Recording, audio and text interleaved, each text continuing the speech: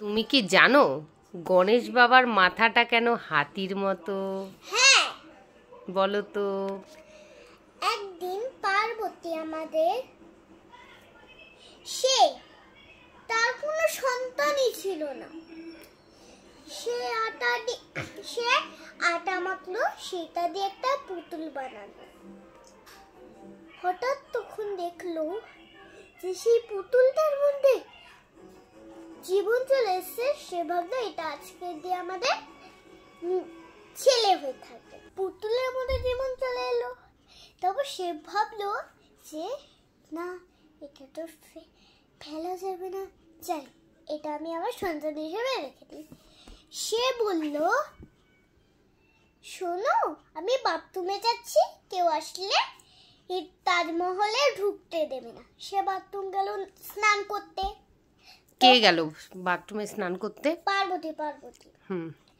তারপর সে দাঁড়িয়ে থাকলো গেটের দিকে। কে দাঁড়িয়েছিল গেটে? আরে পুতুলটা দাঁড়িয়েছিল। আচ্ছা, পুতুলের মধ্যে প্রাণ এসে গেছে, পার্বতীর ছেলে হয়েছে ওটা, তাই তো? আচ্ছা, ওর ছেলেকে গেটে দাঁড় করিয়ে গেছে। হ্যাঁ। তারপর শিব এলো। শিব জানতো না ওই ছেলেটা তার সন্তান, আর বাচ্চাটা জানতো না শিব তার বাপ। কারণ পার্বতী তো বলিনি।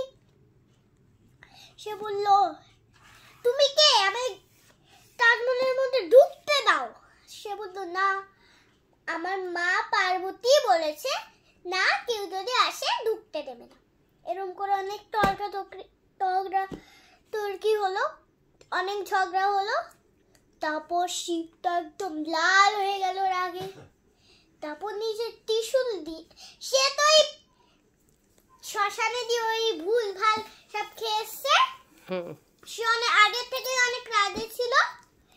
তারপর সে ত্রিশূল দিয়ে রাগের চোটে মাথাকে কেটে ফেললো।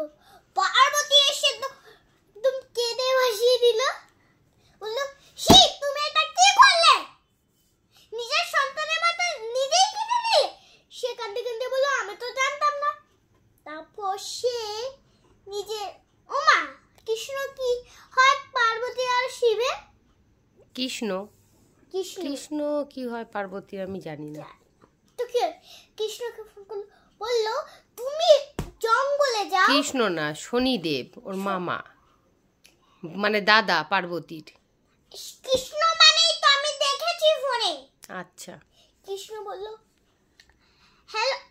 সে বলল, কৃষ্ণ তুমি জলদি আসো। মানে ফোন করে বললো পার্বতী? হ্যাঁ। আচ্ছা। এলো, বললো যত সম্ভব জঙ্গলে যাও, সেই পশু প্রাণী মাথা পাবে জলদি কেটে আনো। সে জঙ্গলে গেল উড়ে উড়ে। তারপর সে একটা হাতিকে দেখতে পেল, জলদি করে তার মাথা কেটে নিয়ে চলে এলো। বললো, আমি তো আর কোনো পশু প্রাণী পাইনি, ওই জন্য এইটাই সবার প্রথমে আমি এটাই পেয়েছি।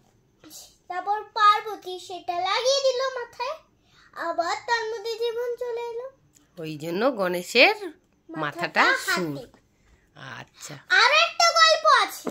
আচ্ছা।